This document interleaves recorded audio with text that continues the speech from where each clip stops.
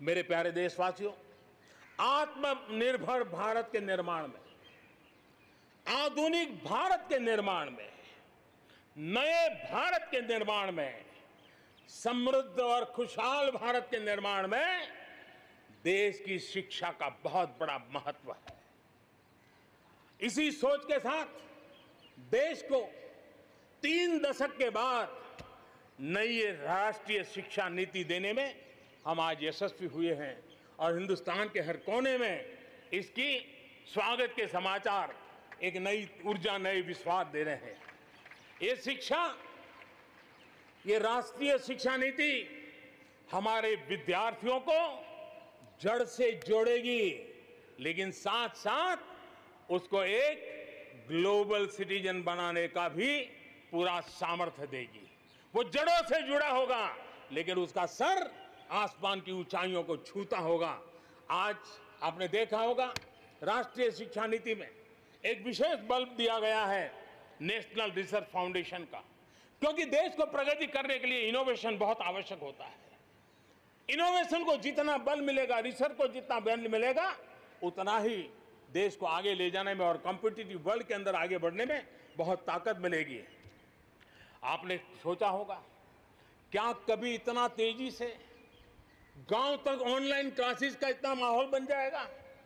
कभी कभी आफत में भी कुछ ऐसी चीजें उभर करके आ जाती हैं, नई ताकत दे देती है। और इसलिए आपने देखा होगा, कोरोना काल में ऑनलाइन क्लासेस एक प्रकार से कल्चर बन गया है। आप देखिए, ऑनलाइन डिजिटल ट्रांजैक्शन वो भी कैसे बढ़ रहे हैं। भीम यूपीआई गत 1 महीने में, यानी किसी को भी गर्व होगा कि भारत जैसे देश में यूपीआई भीम के द्वारा गत 1 महीने में 3 लाख करोड़ रुपए का ट्रांजैक्शन हुआ है। अपने आप में हम किस प्रकार से बदली हुई स्थितियों को स्वीकार करने लगे हैं, ये इसका नमूना है। आप देखते हैं, 2014 से पहले हमारे देश में 5 दर्जन पंचायतों में ऑप्टिकल फाइबर था। गत 5 वर्ष में 1.5 लाख ग्राम पंचायतों तक ऑप्टिकल फाइबर नेटवर्क पहुंच चुका है, जो आज इतना मदद कर रहा है। सभी पंचायतों में पहुंचने के लक्ष्य के साथ हमने काम शुरू किया था। जो 1 लाख पंचायतें बाकी हैं, वहां भी तेजी से काम चल रहा है, लेकिन बदली पड़ी हुई परिस्थिति में गांव की भी डिजिटल इंडिया में भागीदारी अनिवार्य बन गई है। गांव के लोगों को भी इस प्रकार की ऑनलाइन सुविधाओं की जरूरत बढ़ गई है।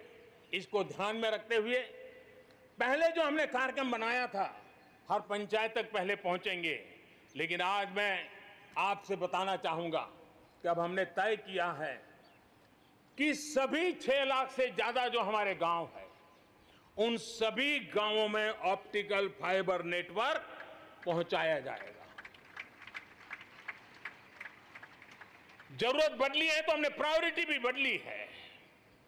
6 लाख से अधिक गांवों में हजारों लाखों किलोमीटर ऑप्टिकल फाइबर का काम चलाया जाएगा और हमने तय किया है 1000 दिन में, 1000 दिन के अंदर अंदर देश के 6 लाख से अधिक गांवों में ऑप्टिकल फाइबर नेटवर्क काम पूरा कर दिया जाएगा।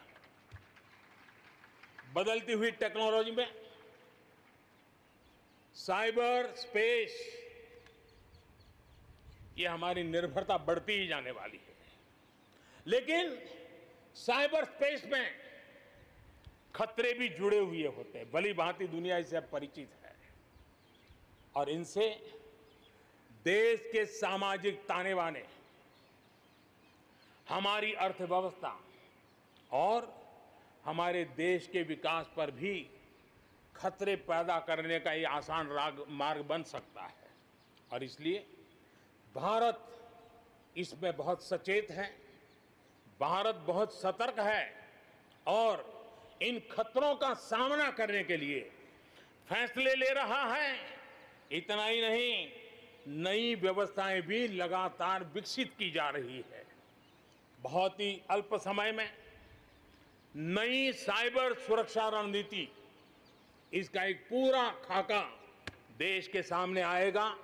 आने वाले समय में सब इकाइयों को जोड़ करके हम इस साइबर सिक्योरिटी के अंदर सबको एक साथ चलना पड़ेगा। उसके लिए आगे बढ़ने की रणनीति बनाएंगे। मेरे प्यारे देशवासियों, भारत में महिला शक्ति को जब जब भी अवसर मिले उन्होंने देश का नाम रोशन किया, देश को मजबूती दी है। महिलाओं को स्वरोजगार और रोजगार के समान अवसर देने के लिए आज देश प्रतिबद्ध है। आज भारत में महिलाएं अंडरग्राउंड कोयले की खदान में काम कर रही हैं, तो आज मेरे देश की बेटियां फाइटर प्लेन भी उड़ा करके आसमान की बुलंदियों को चूम रही है। आज भारत दुनिया के उन देशों में है जहां नौसेना और वायुसेना में महिलाओं को कॉम्बैट रोल में शामिल किया जा रहा है। गर्भवती महिलाओं को सैलरी के साथ 6 महीने की छुट्टी देने का फैसले की बात हो। हमारे देश की महिलाएं जो 3 तलाक के कारण पीड़ित रहती थी, वैसी हमारी मुस्लिम बहनों को मुक्ति दिलाने, आजादी दिलाने का काम हो। महिलाओं के आर्थिक सशक्तिकरण की बात हो। 40 करोड़ जो जनधन खाते खोले गए हैं, उसमें 22 करोड़ खाते हमारी बहनों के हैं। कोरोना काल में करीब 30,000 करोड़ रुपए इन बहनों के खाते में जमा कर दिए गए हैं। मुद्रा लोन 25 करोड़ के करीब मुद्रा लोन दिए गए, उसमें 70% मुद्रा लोन लेने वाली हमारी माताएं बहनें हैं। प्रधानमंत्री आवास योजना के तहत जो खुद का घर मिल रहा है, उसमें अधिकतम रजिस्ट्री भी महिलाओं के नाम हो रही है। मेरे प्यारे देशवासियों, गरीब बहन बेटियों की बेहतर स्वास्थ्य की भी चिंता ये सरकार लगातार कर रही है। हमने जन औषधि केंद्र के अंदर 1 रुपये में सैनिटरी पैड पहुंचाने के लिए एक बहुत बड़ा काम किया। 6000 जन औषधि केंद्रों में पिछले कुछ थोड़े से समय में ही करीब 5 करोड़ से ज्यादा सैनिटरी पैड हमारी इन गरीब महिलाओं तक पहुंच चुके हैं। बेटियों में कुपोषण खत्म हो, उनकी शादी की सही आयु क्या हो, इसके लिए हमने कमेटियां बना की रचना की है। उसका रिपोर्ट आते ही बेटियों की शादी की उम्र के बारे में भी उचित फैसले लिए जाएंगे। मेरे प्यारे देशवासियों, इस कोरोना के सेक्टर में कालखंड में हेल्थ सेक्टर की तरफ ध्यान जाना बहुत स्वाभाविक है, और इसलिए आत्मनिर्भर की सबसे बड़ी सीख हमें हेल्थ सेक्टर ने इस संकट के काल में सिखा दी है, और उस लक्ष्य में प्राप्त करने के लिए हमें आगे भी बढ़ना है। अब देखिए, कोरोना के समय, उसके पूर्व हमारे देश में सिर्फ एक लैब थी टेस्टिंग के लिए। आज 1400 लैब्स का नेटवर्क है, हिंदुस्तान के हर कोने में फैला हुआ है। जब कोरोना का संकट आया तो एक दिन में सिर्फ 300 टेस्ट हो पाते थे। इतने कम समय में हमारे लोगों ने वो शक्ति दिखा दी है कि आज हर दिन 7 लाख से ज्यादा टेस्ट हम कर पाए। कहाँ 300 से शुरू किया था और कहाँ हम 7 लाख तक पहुंच गए। देश में नए एम्स, नए मेडिकल कॉलेज का निर्माण, आधुनिकीकरण की दिशा में निरंतर प्रयास ये हम कर रहे हैं। 5 साल में MBBS, MD में 45,000 से ज्यादा स्टूडेंट्स के लिए सीटों की बढ़ोतरी की गई है। गांव में 1.5 लाख से ज्यादा वेलनेस सेंटर, और उसमें से करीब 1/3 तो ऑलरेडी कार्यरत हो गए हैं, जिन्होंने इस कोरोना में बहुत बड़ी मदद की है।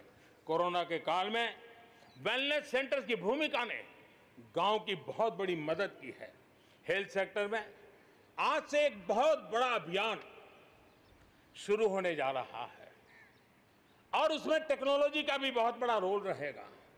आज से national digital health mission national digital health mission, उसका भी आरंभ किया जा रहा है। भारत के हेल्थ सेक्टर में ये एक नई क्रांति ले आएगा। इलाज में आने वाली परेशानियां कम करने के लिए टेक्नोलॉजी का बहुत सुविचारित रूप से उपयोग होगा।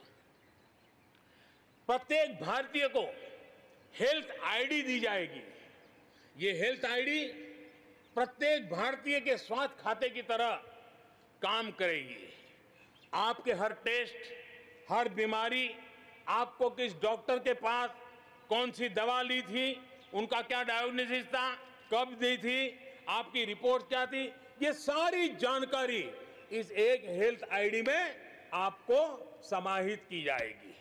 डॉक्टर से अपॉइंटमेंट हो, पैसा जमा करना हो, अस्पताल में पर्ची बनवाने की भागदौड़ हो, तमाम दिक्कतें नेशनल डिजिटल हेल्थ मिशन के माध्यम से अनेक मुसीबतों से मुक्ति मिलेगी और उत्तम स्वास्थ्य के लिए हमारा कोई भी नागरिक सही फैसले कर पाएगा। ये व्यवस्था उसे होने वाली है।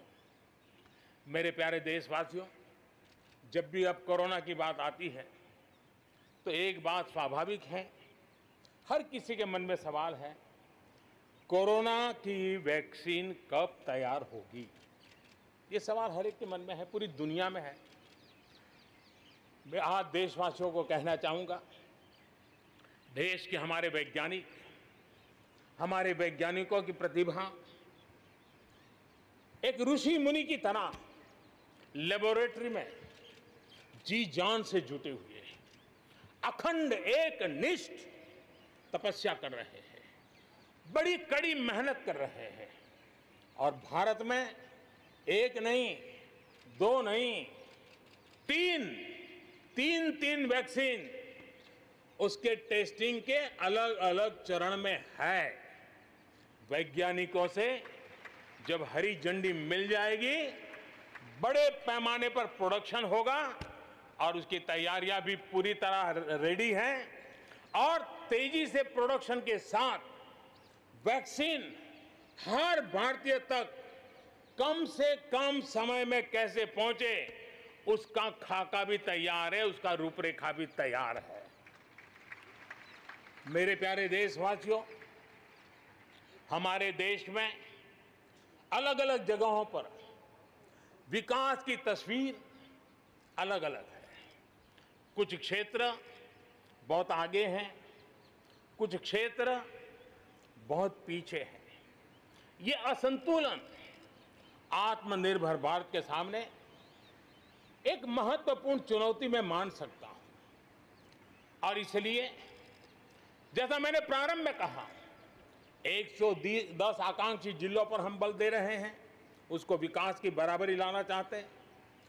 हम विकास के इकोसिस्टम बनाना, कनेक्टिविटी को सुधारना, ये हमारी प्राथमिकता है। अब आप देखें, हिंदुस्तान का पश्चिमी भाग और हिंदुस्तान को मध्य से देखिए, हिंदुस्तान का पूर्वी भाग, पूर्वी उत्तर प्रदेश हो, बिहार हो, बंगाल हो, नॉर्थ ही हो, उड़ीसा हो, ये सारे हमारे क्षेत्र अपार संपदा है, प्राकृतिक संपदा के भंडार है। यहाँ के लोग सामर्थ्यवान है, शक्तिवान है, प्रतिभावान है, लेकिन अवसरों के अभाव में ये क्षेत्र हमारे असंतुलन रहा है और इसलिए हमने अनेक नए कदम उठाए।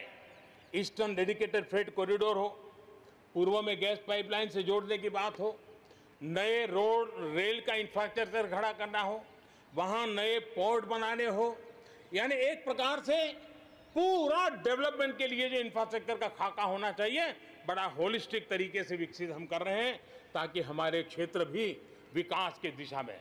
उसी प्रकार से लेह लद्दाख, करगिल, जम्मू कश्मीर, एक क्षेत्र एक प्रकार से इस क्षेत्र को 1 वर्ष पूर्व 370 से आजादी मिल चुकी है। 1 साल पूरा हो चुका है। ये 1 साल जम्मू कश्मीर के एक नई विकास यात्रा का बड़ा महत्वपूर्ण पड़ाव है। ये 1 साल वहां महिलाओं को, दलितों को मूलभूत अधिकारों को दिल देने वाला कालखंड रहा है। ये हमारे शरणार्थियों को गरिमापूर्ण जीवन का भी एक साल रहा है। विकास का लाभ गांव और गरीब तक पहुंचाने के लिए बैक टू विलेजेस जैसे विशेष अभियान चलाए जा रहे हैं।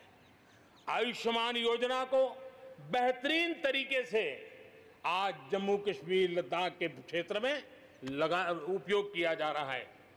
मेरे प्यारे देशवासियों, लोकतंत्र की मजबूती, लोकतंत्र की सच्ची ताकत हमारी चुनी हुई स्थानीय इकाइयों में है। हम सभी के लिए गर्व की बात है कि जम्मू कश्मीर में स्थानीय इकाइयों के जनप्रतिनिधि सक्रियता और संवेदनशीलता के साथ विकास के नए युग को आगे बढ़ा रहे हैं। मैं उनके वहीं के सभी पंच सरपंचों को हृदय से बहुत बहुत बधाई देता हूं विकास यात्रा में उनकी सक्रिय भागीदारी के लिए। जम्मू कश्मीर में डिलिमिटेशन की प्रक्रिया चल रही है। सुप्रीम कोर्ट के निवृत्त न्यायमूर्ति के नेतृत्व में डिलिमिटेशन का काम चल रहा है और जल्दी से डिलिमिटेशन का काम पूरा होते ही भविष्य में वहां चुनाव हो, जम्मू कश्मीर के एमएलए हो, जम्मू कश्मीर के मंत्रीगण हो, जम्मू कश्मीर के मुख्यमंत्रीगण हो, नई ऊर्जा के साथ विकास के मार्ग पर आगे बढ़ें। इसके लिए देश प्रतिबद्ध भी है और प्रयासरत भी है। लद्दाख को केंद्र शासित प्रदेश बना करके बरसों पुरानी जो उनकी मांग थी, उनकी आकांक्षा थी, उस आकांक्षा को हमने पूर्ण करने का, उनको सम्मानित करने का एक बहुत बड़ा काम किया है। हिमालय की ऊंचाइयों में बसा लद्दाख विकास के नए शिखर की ओर आगे बढ़ रहा है। अब सेंट्रल यूनिवर्सिटी वहां पर बन रही है, नए रिसर्च सेंटर बन रहे हैं, होटल मैनेजमेंट के कोर्सेज वहां चल रहे हैं। बिजली के लिए 7,500 मेगावाट के सोलर पार्क के निर्माण की योजना बन रही है। लेकिन मेरे प्यारे देशवासियों, लद्दाख की कई विशेषता है। उन विशेषताओं को हमें संभालना भी है, संवारना भी है। और जैसे सिक्किम ने, हमारे नॉर्थ ईस्ट में सिक्किम ने अपनी एक ऑर्गेनिक स्टेट की पहचान बनाई है, वैसे ही लद्दाख, लेह, करगिल, ये पूरा क्षेत्र हमारे देश के लिए कार्बन न्यूट्रल इकाई के रूप में उसकी पहचान बना सकता है। और इसके लिए भारत सरकार वहां के नागरिकों के साथ मिलकर के एक नमूना रूप, प्रेरणा रूप कार्बन न्यूट्रल और वो भी विकास का मॉडल, वहां की आवश्यकताओं की पूर्ति वाला मॉडल, उस दिशा में हम आगे बढ़ रहे हैं।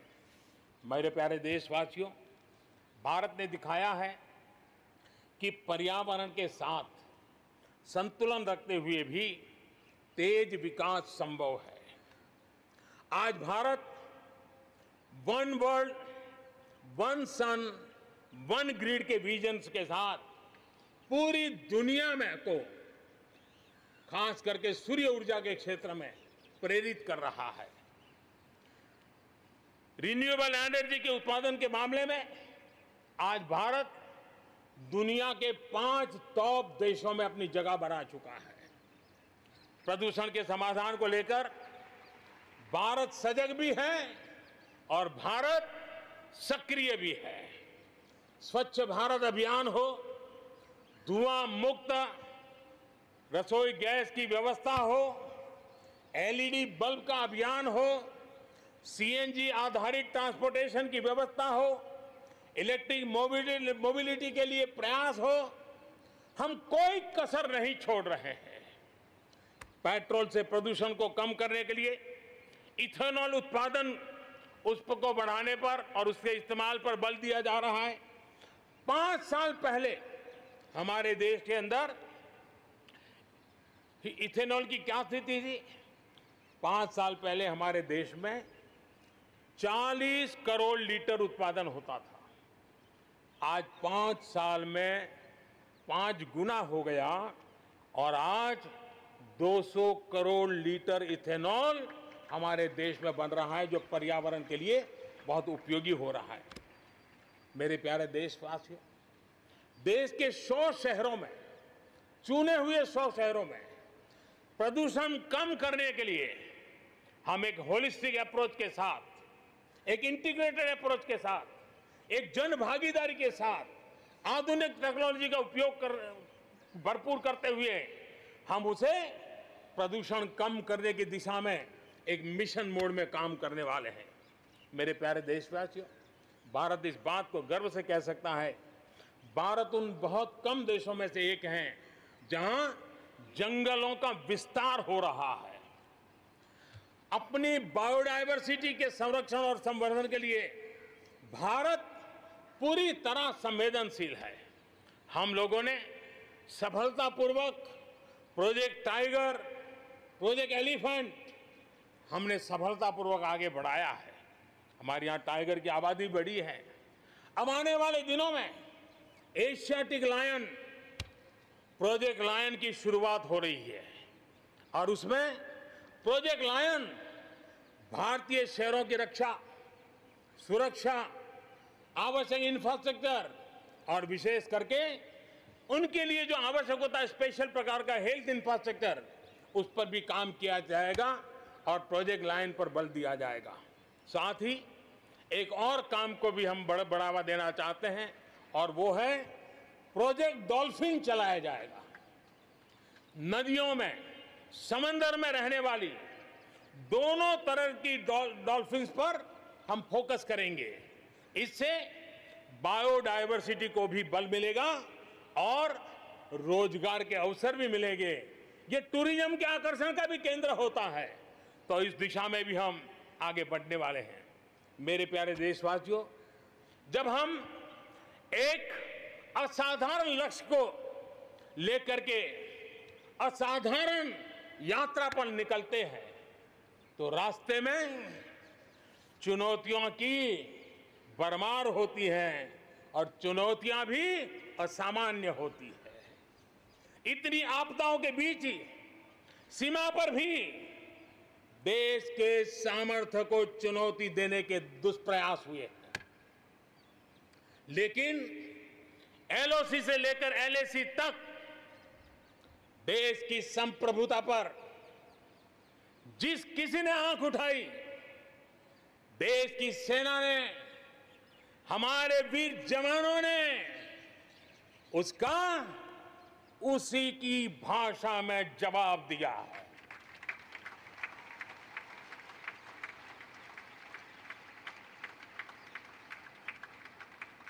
भारत की संप्रभुता की रक्षा के लिए पूरा देश एक जोश से भरा हुआ है, संकल्प से प्रेरित है और सामर्थ्य पर अटूट श्रद्धा के साथ आगे बढ़ रहा है। इस संकल्प के लिए हमारे वीर जवान क्या कर सकते हैं, देश क्या कर सकता है, ये लद्दाख में दुनिया ने देख लिया है।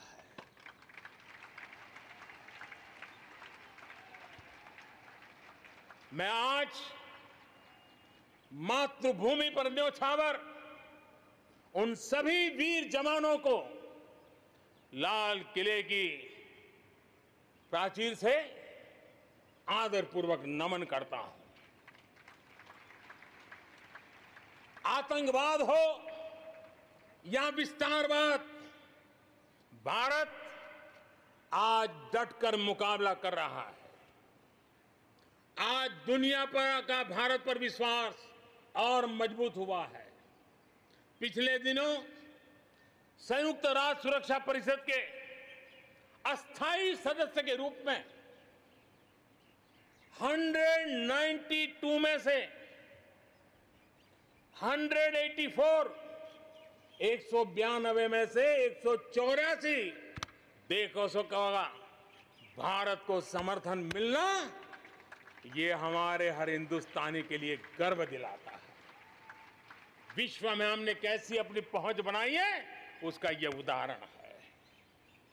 और ये तभी संभव होता है जब भारत खुद मजबूत हो, भारत सशक्त हो, भारत सुरक्षित हो। इसी सोच के साथ आज अनेक मोर्चों पर काम किया जा रहा है। मेरे प्यारे देशवासियों, हमारे पड़ोसी देशों के साथ, चाहे वो हमसे जमीन से जुड़े हो या समंदर से, अपने संबंधों का हम सुरक्षा, विकास और विश्वास की साझेदारी के साथ जोड़ रहे हैं। भारत का लगातार प्रयास है कि अपने पड़ोसी देशों के साथ हम अपने सदियों पुराने सांस्कृतिक, आर्थिक और सामाजिक रिश्तों को और गहराई दें। दक्षिण एशिया में दुनिया की 1/4 जनसंख्या रहती है। हम सहयोग और सहभागिता से इतनी बड़ी जनसंख्या के विकास और समृद्धि की अनगिनत संभावनाएं पैदा कर सकते हैं। इस क्षेत्र के देशों के सभी नेताओं की इस विशाल जनसमूह के विकास और प्रगति के लिए बहुत बड़ी जिम्मेदारी है, एक अहम जिम्मेदारी है। उसे निभाने के लिए दक्षिण एशिया के इन सभी क्षेत्र के सभी लोगों को, राजनेताओं को, शासकों को, बुद्धिजीवियों को भी मैं आह्वान करता हूं, इस पूरे क्षेत्र में जितनी शांति होगी, जितना सौहार्द होगा, उतनी ही ये मानवता के काम आएगी, मानवता के हित में होगा। पूरी दुनिया का हित इसमें समाहित है।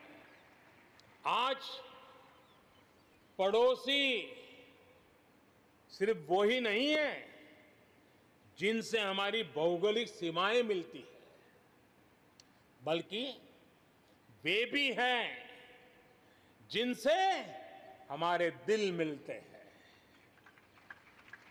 जहां रिश्तों में समरसता होती है, मेल जोल रहता है। मुझे खुशी है कि बीते कुछ समय में भारत ने एक्सटेंडेड नेबरहुड के सभी देशों के साथ अपने संबंधों को और मजबूत किया है। पश्चिम एशिया के देशों से हमारे राजनीतिक, आर्थिक और मानवीय संबंधों की प्रगति में कई गुना तेजी आई है। विश्वास अनेक गुना बढ़ गया है। इन देशों के साथ हमारे आर्थिक संबंध, खासकर ऊर्जा क्षेत्र में भागीदारी बहुत महत्वपूर्ण है। इनसे कई देशों में, इन सभी देशों में, ज्यादातर देशों में बहुत बड़ी संख्या में हमारे भारतीय भाई बहन काम कर रहे हैं। जिस प्रकार इन देशों ने कोरोना के संकट के समय भारतीयों की मदद की, भारत सरकार के अनुरोध का सम्मान किया, उसके लिए भारत उन सभी देशों का आभारी है और मैं अपना आभार प्रकट करना चाहता हूं। इस प्रकार हमारे पूर्व के आसियान देश, जो हमारे मैरीटाइम पड़ोसी भी हैं, वो भी हमारे लिए बहुत विशेष महत्व रखते हैं। इनके साथ भारत का हजारों वर्ष पुराना धार्मिक और सांस्कृतिक संबंध है। बौद्ध धर्म की परंपराएं हमें उनसे जोड़ती है।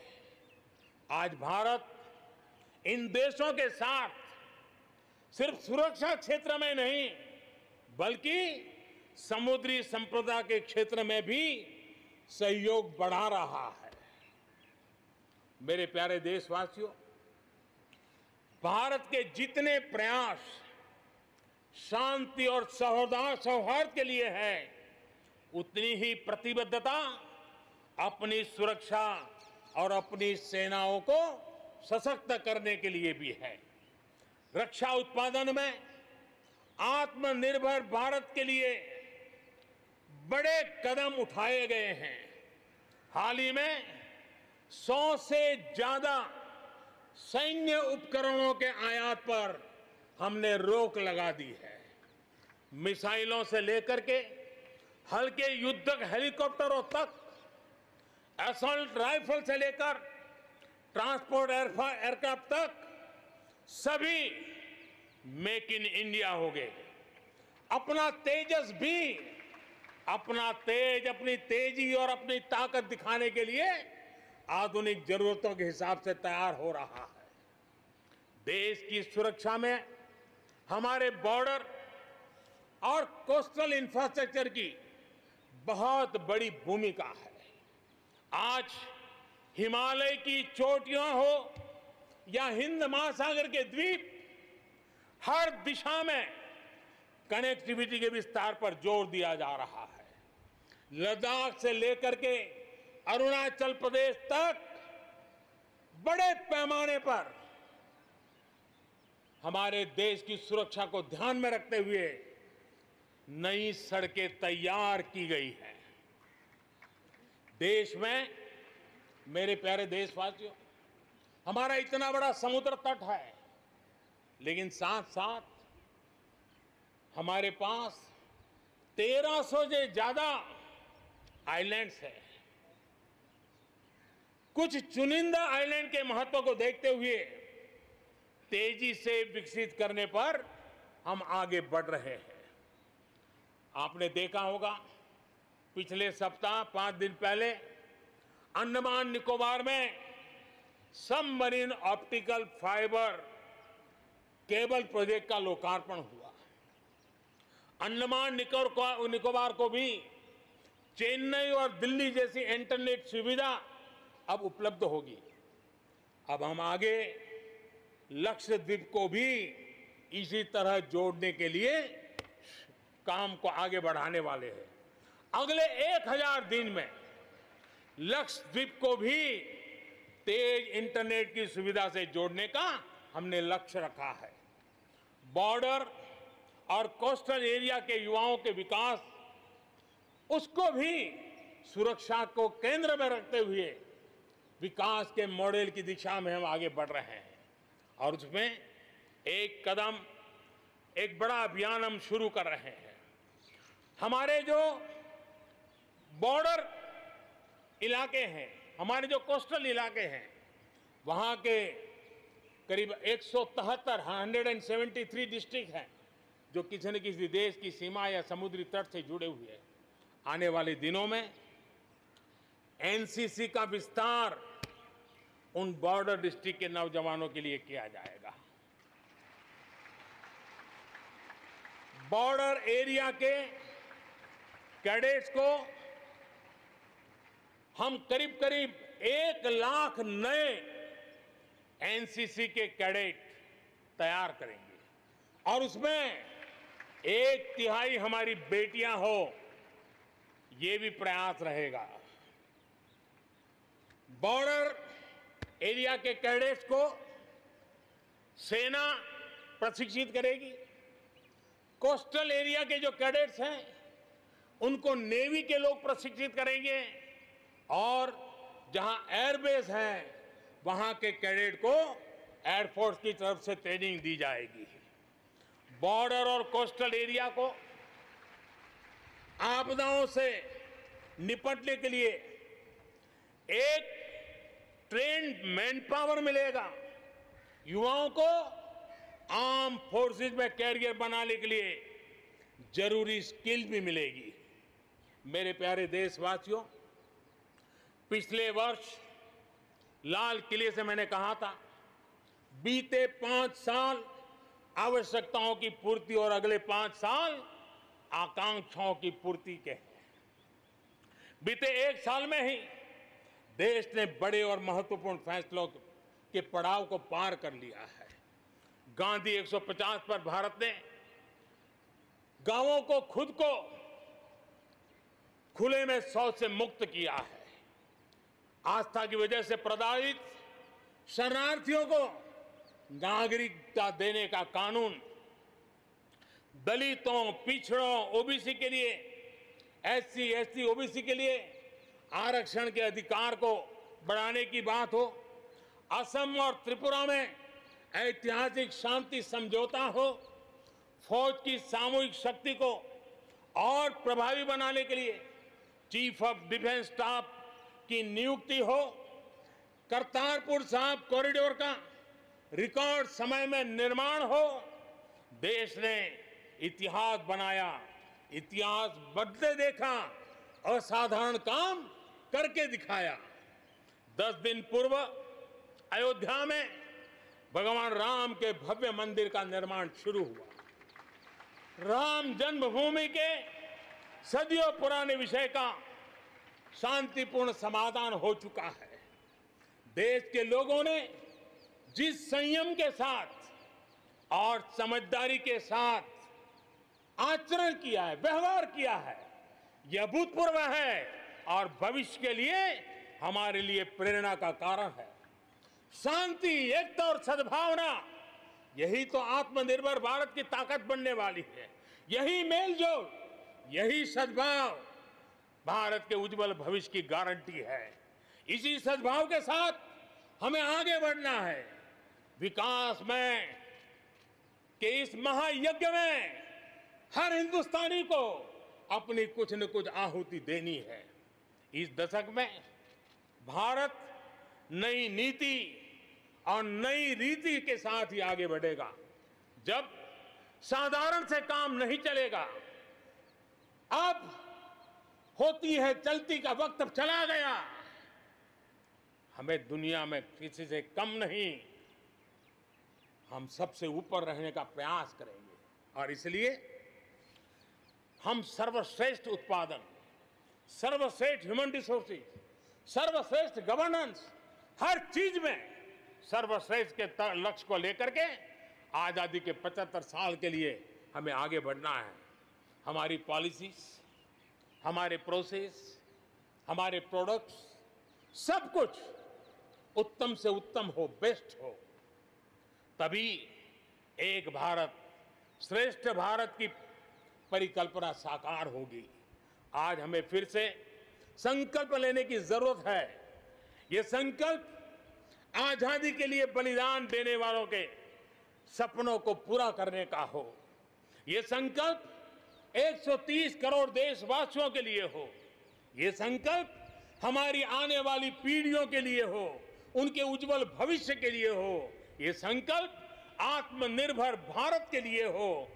हमें शपथ लेनी होगी, हमें प्रतिज्ञा करनी होगी। हम आयात को कम से कम करने की दिशा में योगदान करेंगे। हम अपने लघु उद्योगों को सशक्त करेंगे। हम सब लोकल के लिए वोकल बनेंगे और हम ज्यादा इनोवेट करेंगे। हम एम्पावर करेंगे अपने युवाओं को, महिलाओं को, आदिवासियों को, दिव्यांगों को, दलितों को, गरीबों को, गांव को, पिछड़ों को, हर किसी को। आज भारत ने असाधारण गति से असंभव को संभव किया है। इसी इच्छा शक्ति, इसी लगन, इसी जज्बे के साथ प्रत्येक भारतीय को आगे बढ़ना है। वर्ष 2022 हमारी आजादी के 75 वर्ष का पर्व अब बस आ ही गया है। हम एक कदम दूर है। हमें दिन रात एक कर देना है। 21वीं सदी का ये तीसरा दशक हमारे सपनों को पूरा करने का दशक होना चाहिए। कोरोना बड़ी विपत्ति है, लेकिन इतनी बड़ी नहीं कि आत्मनिर्भर भारत की विजय यात्रा को वो रोक पाए। मैं देख सकता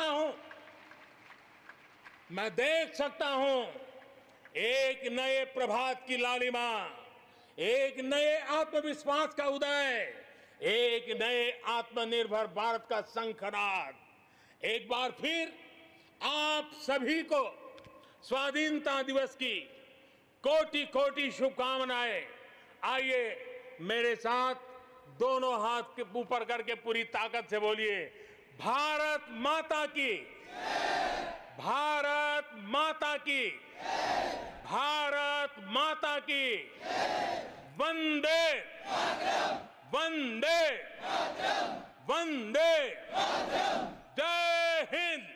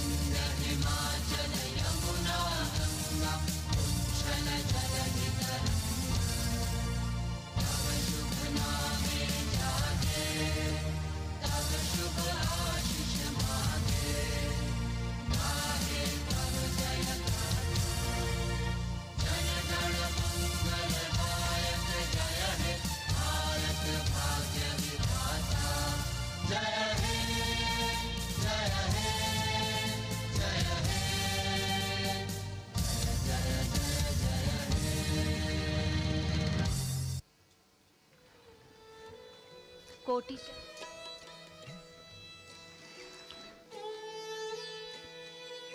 माननीय प्रधानमंत्री महोदय ने 74वें स्वाधीनता दिवस के अवसर पर अपने उद्बोधन में देश के सामने जो प्राथमिकताएं हैं उनका उल्लेख किया और भविष्य का एक रोड मैप देश के सामने रखा है। And there we see in the distance the pale blue sky welcoming hundreds of balloons in the colors of the national flag, rising as if towards a higher calling. And as the shades of freedom take wing, they carry with them the aspirations of more than 1.3 billion Indians. Today, we recognize, rejoice, and revel in all that makes us truly Indian. So joining hands, heads, and hearts, we salute this nation, its large heart, boundless patience, and open embrace. And Indian democracy, too, has an aspiration for this large, multicultural, multi-religious, and multilingual nation to stand tall in the Committee of Nations. As the largest democracy in the world, to anchor its governance on the principle of a voice for all places and a place for all voices. माननीय प्रधानमंत्री महोदय लाल किले की प्राचीर से उद्बोधन के पश्चात प्रस्थान कर रहे हैं। उनका अभिवादन करते हुए chief of defence staff general Bipin Rawat, थल सेना अध्यक्ष जनरल मनोज मुकुंद नरावने, वायुसेना अध्यक्ष air chief marshal Rakesh Kumar Singh Bhadauria और नौसेना अध्यक्ष एडमिरल करमबीर सिंह, रक्षा मंत्री श्री राजनाथ सिंह माननीय प्रधानमंत्री के साथ प्रस्थान कर रहे हैं। साथ में रक्षा सचिव डॉक्टर अजय कुमार अभिवादन करते हुए माननीय प्रधानमंत्री महोदय उपस्थित जनसमूह का लाल किले की प्राचीर से उन्होंने देश को संबोधित किया। देश के विकास, आत्मनिर्भरता, सशक्तिकरण और साथ ही साथ नई नीति, नई रीति, साधारण से असाधारण की ओर चलने की जो क्षमता है हमारे देशवासियों में, उसको उन्होंने रेखांकित किया और साथ ही भविष्य की जो प्राथमिकताएं हैं उनको भी अपने उद्बोधन में समाहित किया। प्रधानमंत्री मोदी प्रस्थान कर रहे हैं लाल किले की प्राचीर से। लाल किले से उनके भाषण बड़े ही महत्वपूर्ण होते हैं। हर वर्ष उन्होंने ऐसी योजनाओं और नीतियों की घोषणा लाल किले से की है जो नए भारत का निर्माण करने की दिशा में महत्वपूर्ण साबित हो रही हैं। आज भी कई महत्वपूर्ण बातें उन्होंने देश के साथ साझा की। नेशनल डिजिटल हेल्थ मिशन की आज घोषणा माननीय प्रधानमंत्री ने लाल किले की प्राचीर से कर दी है।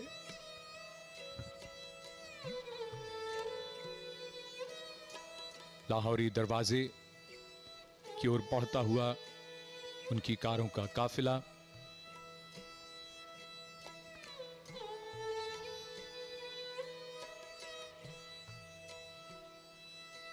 चौहत्तरवां स्वाधीनता दिवस समारोह संपन्न होता हुआ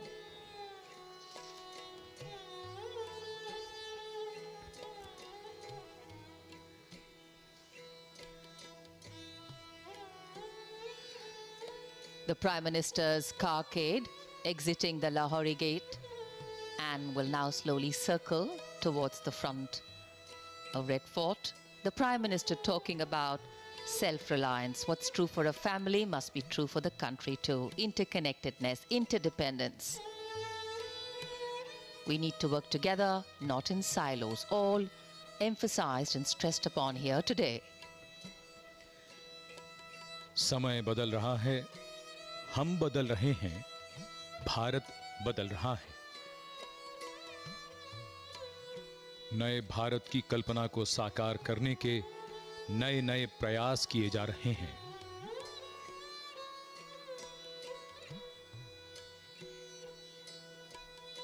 प्रधानमंत्री का वाहन धीमा होता हुआ ये NCC cadets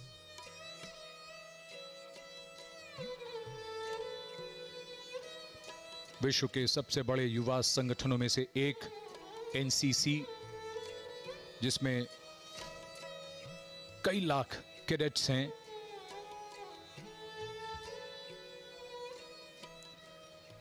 The Prime Minister waving to the NCC cadets here. The NCC, with its motto of unity and discipline, strives to be one of the greatest cohesive forces of the nation, bringing together youth hailing from different parts of the country and instill in them the values of discipline, unity, secularism and camaraderie. माननीय प्रधानमंत्री महोदय ने अपने उद्बोधन में NCC के सशक्तिकरण और विस्तार का भी जिक्र किया था और उन्हें अपने बीच पाकर उनका अभिवादन करके ये सभी कैडेट्स अपने आप को गौरवान्वित महसूस कर रहे हैं और स्वाधीनता दिवस की पूर्णता का निश्चित तौर पर ये एक स्पष्ट संकेत है। It is indeed a proud moment for each and every cadet here. जन जन का विश्वास मिलकर देश का गौरव बढ़ाने वाला आत्मविश्वास बन जाता है। आज हम खुद पर ज्यादा भरोसा करने की हिम्मत रखते हैं।